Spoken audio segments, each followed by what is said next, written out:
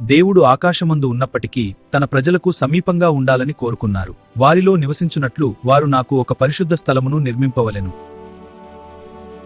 ప్రత్యక్షపు గుడారం కేవలం ఒక గుడారం మాత్రమే కాదు, ఇది పరలోకపు నమూనాకు ప్రతిరూపం. ప్రత్యక్షపు గుడారం అనేది దేవుడు తన ప్రజల మధ్య నివసించడానికి ఏర్పాటు చేసుకున్న ఒక పరిశుద్ధ స్థలం.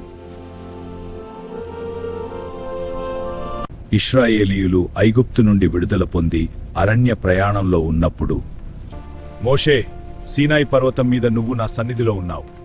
ఇశ్రాయేలీయుల కోసం ఒక పవిత్ర నివాసాన్ని కట్టాలి. మొదన ఒక పవిత్ర పెట్టెను చేయించు. దేవుడు మోషేకు ఏ విధంగా చూపించారో సరిగ్గా అలాగే నిర్మించాలని కఠినమైన ఆజ్ఞ ఇచ్చారు. దేవుడు మోషేకు సీనాయి పర్వతం మీద దీని నమూనాను వివరించారు. ప్రభువా, ఈ పవిత్ర నివాసముల ఈ పర్వలో ప్రకారం నా హృదయం నిండిపోయిచుపోయి. ప్రత్యక్షపు గుడారం 3 ప్రధాన భాగాలుగా విభజించబడింది. 1 ఆవరణం, 2 పరిశుద్ధ స్థలం, 3 అతి పరిశుద్ధ స్థలం. ప్రత్యక్షపు గుడారం యొక్క ఆవరణములో బలిపీఠం మరియు గంగాళం ఉంటాయి. సాధారణ ప్రజలు ఇక్కడి వరకు రావచ్చు.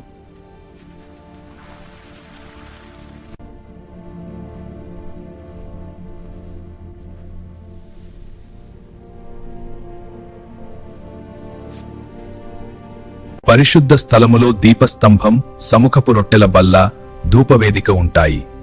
కేవలం యాజకులు మాత్రమే వెళ్ళగలరు. అతి పరిశుద్ధ స్థలములో నిబంధన మందసం ఉంటుంది. ప్రధాన యాజకుడు మాత్రమే సంవత్సరానికి ఒక్కసారి వెళ్ళాలి. ప్రత్యక్షపు గుడారంలోని ప్రతి వస్తువు యేసుక్రీస్తుకు సూచనగా ఉంది. ఆవరణలో ఉన్న బలిపీఠం మన పాపాల కోసం బలి అయిన క్రీస్తుకు సాదృశ్యం. పరిశుద్ధ స్థలంలోని దీపవృక్షం లోకానికి వెలుగైన యేసుక్రీస్తుకు సాదృశ్యంగా చూడవచ్చు.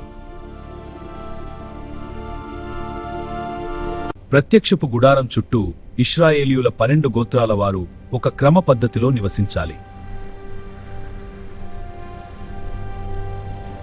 ఇశ్రాయేలీయుల ప్రత్యక్షపు గుడారం చుట్టూ ఉత్తరం వైపు 4 గోత్రాలుంటాయి, దక్షిణం వైపు మరో 4 ఉంటాయి, పడమర వైపు మిగిలిన 4 గోత్రాలుంటాయి.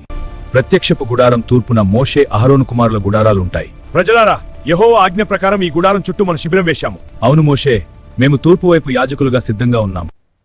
ప్రత్యక్షపు గుడారం అనేది దేవుని పరిశుద్ధతను మరియు పాపి అయిన మనిషి దేవునిని ఎలా చేరుకోవాలో తెలియజేసే ఒక రోడ్ మ్యాప్. ప్రత్యక్షపు గుడారం పాత నిబంధనలో ఇది ఒక భౌతిక కట్టడమైతే, కొత్త నిబంధనలో మనమే దేవుని ఆలయమని బైబిల్ చెబుతోంది.